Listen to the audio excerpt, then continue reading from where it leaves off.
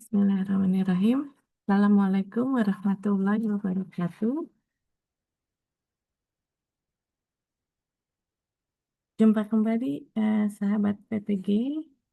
Kali ini kita akan belajar tentang pembelajaran berdiferensiasi, bagaimana menjawab kebutuhan unik untuk setiap peserta didik. Ya, jadi di setiap kelas, siswa datang dengan latar belakang, kemampuan, dan gaya belajar yang berbeda. Tidak ada satu pendekatan yang cocok untuk semua. Lalu, bagaimana guru dapat mengajar secara adil dan efektif? Nah, dengan pembelajaran berdiferensiasi, ini diharapkan pendekatan pengajaran dirancang untuk mengakomodasi keberagaman siswa. Saya, Indah Karina Yulina, dari Pendidikan Profesi Guru Universitas Muhammadiyah Cirebon. Yuk, mari kita belajar bersama.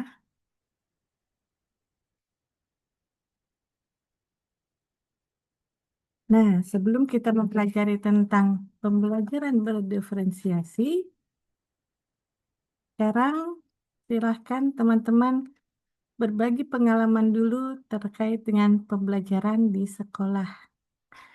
Nah, kenapa kita memerlukan penerapan pembelajaran berdiferensiasi dalam kegiatan belajar mengajar?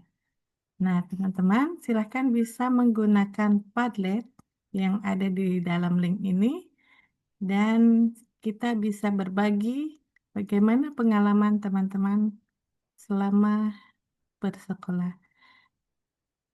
Dan sebelumnya, ini ada cuplikan video terkait dengan bagaimana hewan-hewan yang ada di dalam video tersebut. Gitu. Mari kita simak.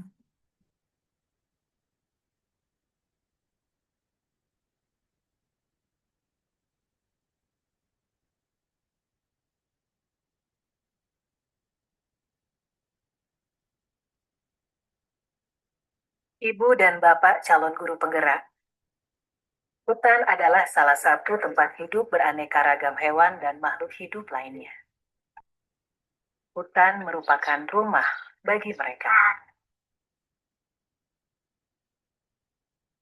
Pada suatu hari, Raja Hutan berpidato di hadapan semua hewan di hutan dan mengatakan, "Untuk menghadapi tantangan dunia baru, maka aku akan mendirikan sebuah sekolah. Semua anak-anak hewan yang ada di hutan diwajibkan untuk bersekolah." Tanggapan masyarakat hutan setelah mendengar perintah Sang Raja Hutan tentang kewajiban anak-anak harus bersekolah sangatlah beragam. Jadi terdengar keriuhannya. Mereka mendiskusikan kurikulum yang harus diajarkan di sekolah hewan tersebut. Semua memiliki pendapat yang berbeda. Pagi yang cerah, warga hutan mengantar anak-anak mereka ke sekolah hewan untuk mendaftar masuk sekolah. Mereka antri dengan tertib berbaris. Warga hutan beserta anaknya dijelaskan oleh jerapah, sang kepala sekolah, bahwa sekolah hewan tersebut telah memutuskan untuk mengadopsi kurikulum kegiatan yang terdiri dari berlari, memanjat, berenang, dan terbang. Agar lebih mudah pengelolaan kurikulumnya, maka semua hewan wajib mengambil dan mengikuti semua mata pelajaran. Bebek sangat bagus dalam berenang, bahkan ia lebih baik dari instrukturnya. Tapi dalam ujian terbang, nilainya hanya pas-pasan. Untungnya, ia tetap lulus ujian terbang tersebut. Yang membuat dia sedih adalah hasil ujian berlarinya. Ia mendapatkan nilai yang sangat buruk karena dia sangat lamban dalam berlari. Padahal, Bebek sudah berusaha dengan sangat keras. Dia harus tinggal di sekolah setelah sekolah usai untuk latihan berlari ini. Dia bahkan juga terpaksa meninggalkan hobinya berenang untuk menambah jam latihan berlarinya. Dia berlatih sangat keras hingga selaput kakinya robek. Akibatnya, ia pun tidak bisa menunjukkan hasil yang baik bahkan dalam ujian renang karena masalah dengan kakinya tersebut. Bebek pun gagal di ujian berlari dan hanya mendapat nilai rata-rata dalam ujian berenang. Bebek sedih sekali mendapat nilai rata-rata. Tapi di sekolah tidak ada yang peduli dengan kesedihannya. Menurut guru-gurunya, nilai rata-rata bebek sudah memenuhi kriteria ketuntasan minimal atau KKM. Jadi tidak masalah. Kelinci tadinya senang karena ia selalu mendapat nilai bagus di pelajaran berlari. Tapi akhir-akhir ini semangat belajarnya menurun drastis. Ia lelah karena hampir setiap hari harus mengikuti kelas remedial untuk berenang. Sementara itu, tupai adalah hewan yang sangat baik dalam memanjat pohon. Tapi saat pelajaran terbang, ia mengalami frustasi. Di kelas terbang, gurunya meminta ia terbang dari bawah ke atas. Dan bukan dari atas pucuk pohon ke bawah. Karena diforsir, ia kelelahan. Tupai pun mengalami kram. Akhirnya, Tupai mendapat nilai C dalam memanjat dan nilai D dalam berlari. Elang di kelas dikategorikan sebagai anak bermasalah dalam disiplin, sehingga sering sekali di kelas memanjat, ia selalu mengalahkan semua hewan yang lain dan sampai ke pucuk pohon terlebih dahulu. Tetapi, ia bersikeras untuk naik ke atas pohon dengan menggunakan caranya sendiri. Menurut elang, yang penting adalah tujuan akhirnya. Ia akhirnya juga tidak lulus. Walaupun gurunya sudah memintanya untuk terbang dari bawah, ia tetap tidak mau mendengarkan. Psikolog sekolah mendiagnosis elang memiliki oppositional deviant disorder, gangguan oposisi menantang. Rencana modifikasi perilaku yang ketat pun lalu dikembangkan untuk elang. Pada akhir tahun, seekor ular yang kebetulan bisa berenang sedikit, berlari sedikit, memanjat, dan terbang sedikit, memiliki nilai rata-rata tertinggi di antara para hewan. Sebagai murid yang dianggap terbaik, ia diminta mengucapkan pidato akhir tahun mewakili hewan-hewan lainnya. Anjing-anjing padang rumput memutuskan tidak bersekolah karena tidak ada kurikulum menggali. Para orang tua anjing kemudian lebih memilih mengirimkan anak-anaknya untuk magang kepada musang, sambil terus mengkritisi kebijakan sekolah hewan.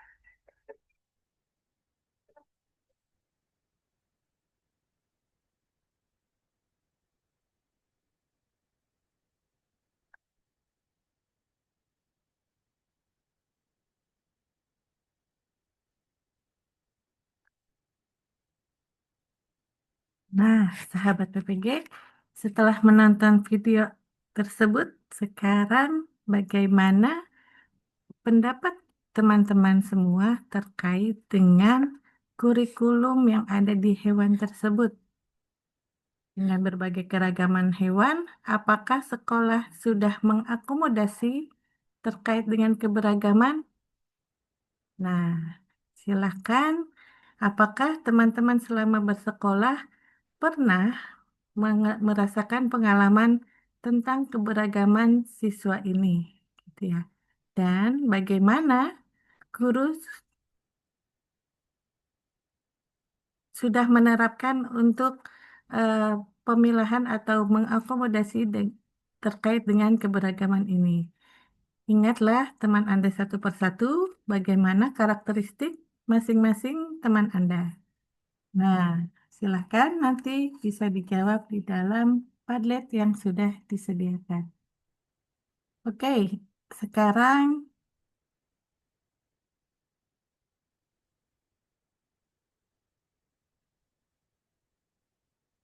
apa itu pembelajaran berdiferensiasi? Nah, jadi inti dari pembelajaran berdiferensiasi adalah memodifikasi pembelajaran dari aspek isi ataupun konten, proses, produk, dan juga lingkungan belajar untuk menyesuaikan dengan kebutuhan setiap peserta didik. Tujuannya apa? Yaitu agar setiap siswa dapat belajar secara optimal sesuai dengan potensinya. Nah, di sini pembelajaran berdiferensiasi merupakan strategi pengajaran yang proaktif dan responsif. Artinya, guru secara aktif merancang pembelajaran dengan memperhitungkan perbedaan kebutuhan siswa dan juga responsif terhadap perkembangan serta perubahan yang terjadi di dalam kelas. Guru-guru tidak menunggu sampai siswa gagal untuk menyesuaikan pembelajaran. Sebaliknya, guru harus merencanakan dari awal agar setiap siswa mendapat peluang belajar yang sesuai sejak awal. Nah, dalam pendekatan ini, guru menyesuaikan isi, proses, maupun produk dan lingkungan belajar. Kenapa? Agar kurikulum bisa diakses dan dipahami oleh semua siswa, tidak hanya oleh mereka yang berada di rata-rata. Misalnya, materi pelajaran bisa disajikan dengan berbagai tingkat kesulitan, atau siswa diberi pilihan cara untuk menunjukkan pemahamannya, baik melalui tulisan, presentasi, ataupun proyek kreatif, gitu ya. Di sini, pembelajaran berdiferensiasi mengakui setiap siswa yang belajar secara unik. Ada siswa yang lebih mudah belajar lewat gambar, misalnya. Ada yang lebih suka lewat diskusi. Ada juga yang butuh waktu lebih lama untuk memahami materi.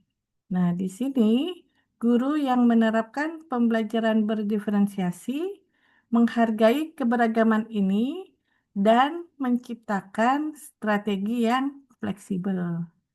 Dengan mengenali kesiapan, minat, dan profil belajar siswa, guru menciptakan pengalaman belajar yang relevan dan bermakna.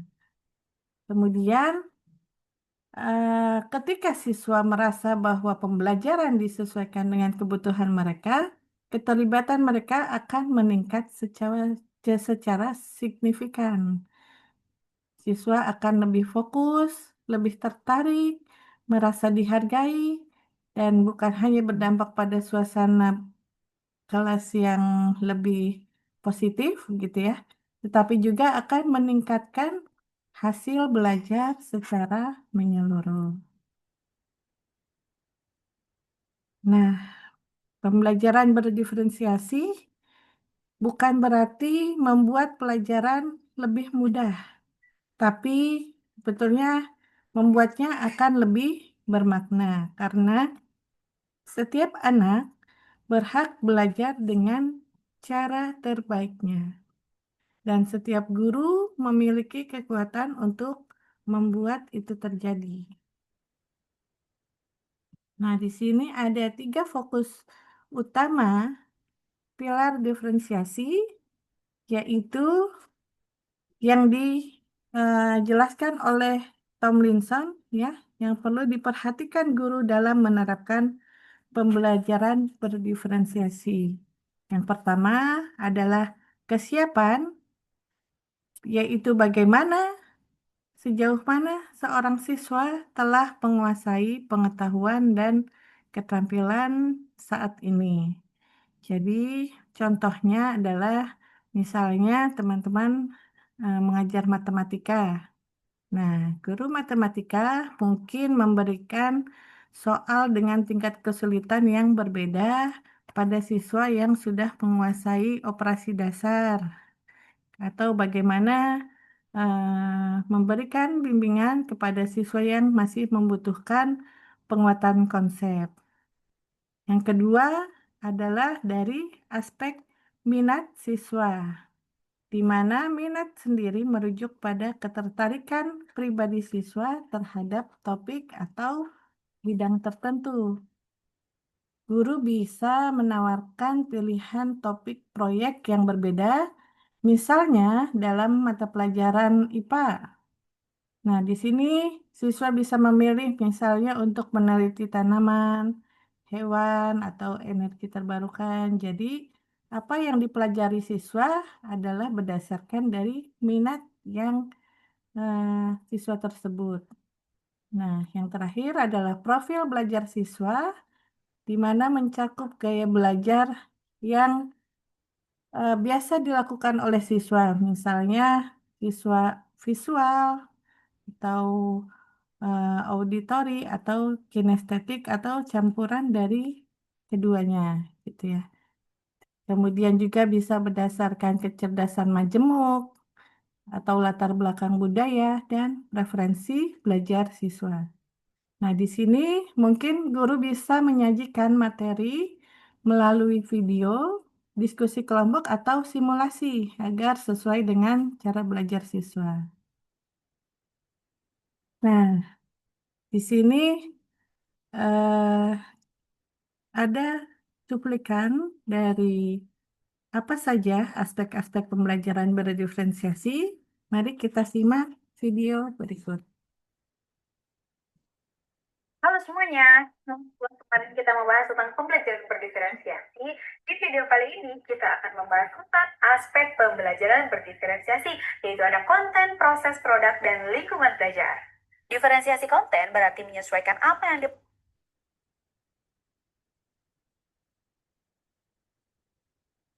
dipelajari oleh peserta didik. Dalam mata pelajaran kimia, kita bisa memberikan variasi materi berdasarkan tingkat pemahaman siswa. Misalnya, untuk konsep larutan asam dan basa, siswa dengan pemahaman dasar bisa diberikan infografi sederhana mengenai pH dan contoh larutan sehari-hari. Siswa dengan pemahaman menengah dapat diberikan teks ilmiah tentang teori asam basa. Kemudian siswa dengan pemahaman lebih lanjut bisa diajak melakukan analisis terhadap dampak asam dan basa dalam lingkungan. Diferensiasi proses berkaitan dengan bagaimana siswa belajar. Tidak semua siswa belajar dengan cara yang sama. Dalam praktikum kimia, kita bisa memberikan variasi pendekatan. Misalnya, siswa visual bisa diberikan video animasi reaksi kimia, kemudian siswa kinestetik bisa melakukan eksperimen langsung di laboratorium, dan siswa auditori bisa mendiskusikan konsep bersama teman atau mendengarkan penjelasan guru. Diferensiasi produk berarti memberikan pilihan bagaimana siswa menunjukkan pemahaman mereka. Dalam pembelajaran kimia, kita bisa menawarkan berbagai alternatif tugas. Misalnya, siswa yang suka menulis dapat membuat laporan eksperimen, siswa yang kreatif dapat membuat infografis atau poster, dan siswa yang suka berbicara dapat membuat video penjelasan konsep kimia. Diferensiasi lingkungan belajar berkaitan dengan bagaimana lingkungan dapat membentuk proses belajar siswa. Nah, beberapa cara yang bisa diterapkan dalam belajar kimia diantaranya adalah menyediakan area kerja kelompok bagi siswa yang berdiskusi, kemudian menyediakan ruangan yang tenang bagi siswa yang lebih suka belajar mandiri, dan menggunakan alat bantu seperti simulasi komputer bagi siswa yang ingin bereksplorasi lebih jauh. Nah, dengan menerapkan strategi ini, kita bisa membantu siswa untuk belajar lebih efektif sesuai dengan cara mereka. Semoga video ini bermanfaat dan jangan lupa like, comment, dan subscribe.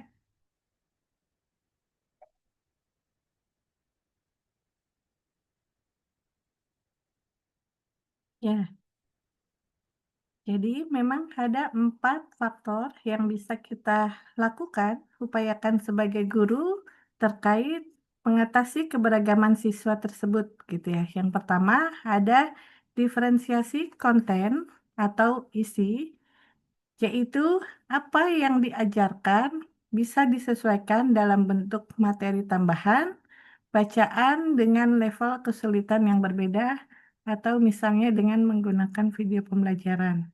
Nah, di sini ada beberapa contoh yang bisa dilakukan oleh guru. Yang pertama adalah menggunakan sumber bacaan berjenjang, yaitu di sini kita bisa menyesuaikan materi dengan menggunakan teks yang mudah dipahami ataupun dengan menggunakan teks yang kompleks yang membutuhkan pemikiran lebih lanjut. Nah, kemudian Yang kedua adalah dengan materi pendukung visual. Misalnya bisa menggunakan infografis atau video tutorial. Kemudian menggunakan akses ke materi lanjutan bagi siswa yang cepat. Selanjutnya, menggunakan modul pengayaan berbasis minat siswa. Selanjutnya adalah diferensiasi proses atau bagaimana metode yang dilakukan oleh guru terkait dengan keberagaman tersebut, ya. Nah, di sini guru bisa menggunakan beberapa metode, misalnya menggunakan kelompok belajar yang fleksibel, yaitu siswa bisa berpasangan dengan teman sebangkunya atau kelompok kecil ataupun secara mandiri. Yang kedua adalah dengan pilihan kegiatan. Nah, di sini siswa bisa diberikan pilihan-pilihan untuk melakukan kegiatan di kelas, misalnya bisa dengan cara berdiskusi, bereksperimen maupun simulasi.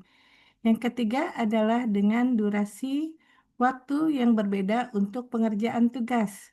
Nah, di sini untuk siswa-siswa yang mahir tentu membutuhkan durasi waktu yang lebih cepat dibandingkan dengan siswa yang kurang mahir.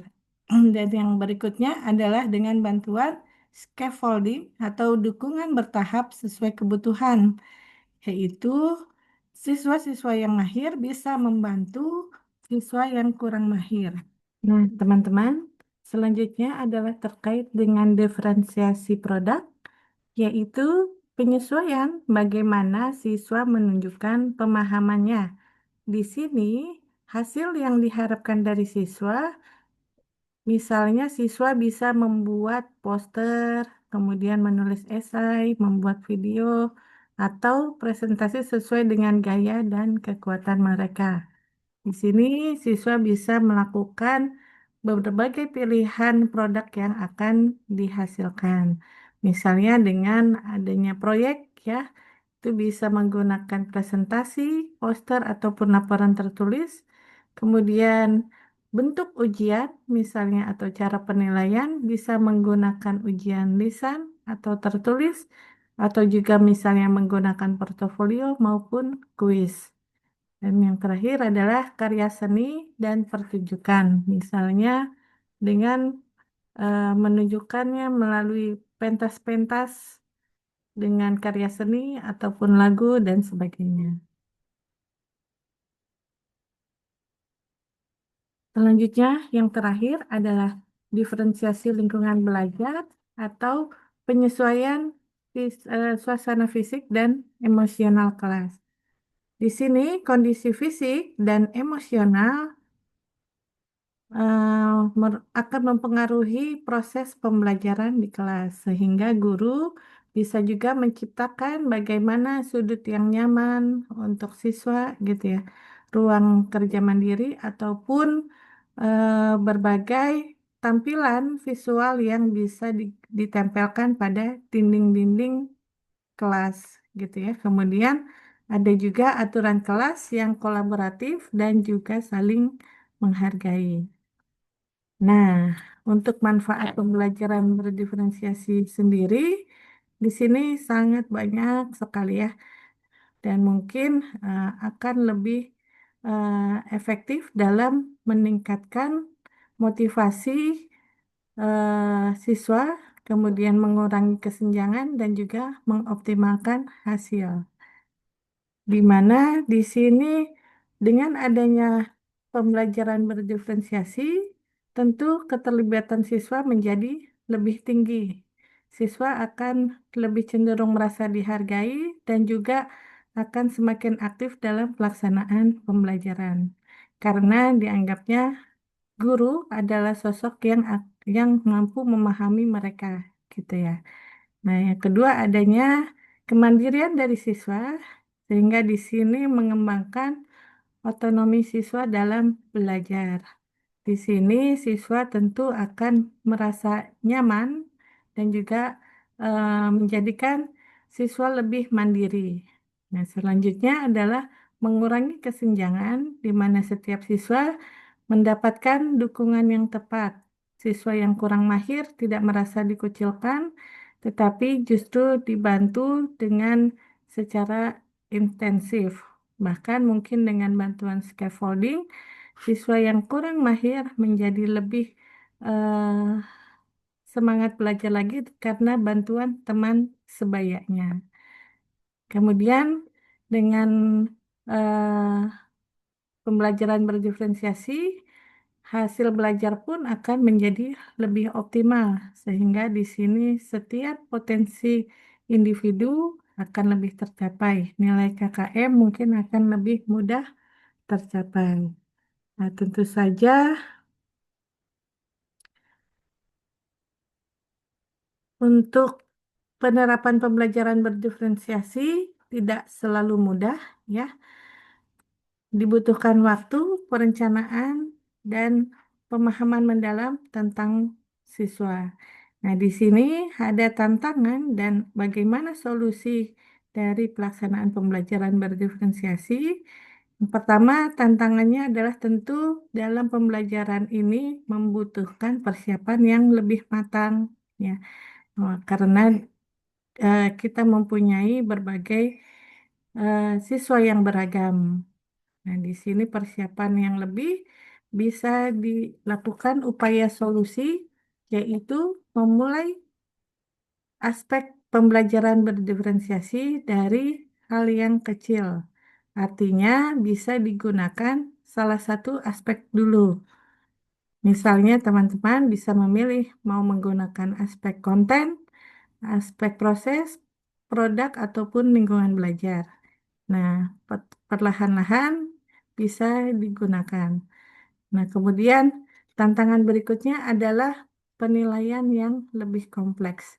Nah, di sini guru tentu akan kesulitan bila mengerjakan sendiri, sehingga kolaborasi dengan rekan guru itu akan sangat memudahkan, di mana dalam satu sekolah tentu ada beberapa guru. Nah, itu bisa dimanfaatkan untuk membuat asesmennya ataupun modul pembelajarannya itu bersama-sama. Selanjutnya adalah memanfaatkan teknologi otomatisasi. Tentu saja dengan bantuan teknologi akan mempercepat untuk penggunaan atau penerapan pembelajaran berdiferensiasi ini. Nah, kemudian dengan menggunakan evaluasi secara berkala juga eh, akan lebih mudah terkontrol terkait dengan pembelajaran berdiferensiasi ini. Nah, demikian mungkin teman-teman sahabat PPG. Jadi, dalam dunia pendidikan tidak ada dua siswa yang persis sama. Setiap anak membawa cerita, kekuatan, dan cara belajar yang berbeda. Karena itu, pembelajaran yang sama untuk semua bukanlah jawaban. Kita membutuhkan pendekatan yang menghargai perbedaan, merangkul keberagaman, dan juga membuka ruang bagi setiap anak untuk tumbuh. Nah, diferensiasi adalah kunci keberhasilan dalam pendidikan yang inklusif. Ini bukan soal memperbanyak pekerjaan guru, tapi tentang investasi waktu yang tepat yang akan berdampak signifikan pada hasil belajar siswa. Soal guru menyesuaikan pendekatan, memberi ruang pilihan, dan memahami kebutuhan tiap anak yang terjadi bukan hanya peningkatan nilai-nilai, tapi juga peningkatan rasa percaya diri, motivasi, dan keterlibatan. Nah, di sini diferensiasi mendorong setiap siswa untuk mencapai potensi maksimalnya. Jadi bukan untuk menjadi seperti orang lain, tapi untuk menjadi versi terbaik dari dirinya sendiri. Dan di balik semua strategi, ada satu hal yang paling penting, yaitu mendidik dengan hati. Memahami bahwa setiap anak berharga, bahwa setiap pembelajaran harus dimulai dari pengakuan bahwa keunikan adalah kekuatan. Nah, demikian Dari saya, setiap siswa berharga, setiap pembelajaran berbeda, dan setiap guru punya kekuatan untuk membuat perbedaan. Demikian sahabat PPG, semoga bermanfaat video kali ini. Assalamualaikum warahmatullahi wabarakatuh.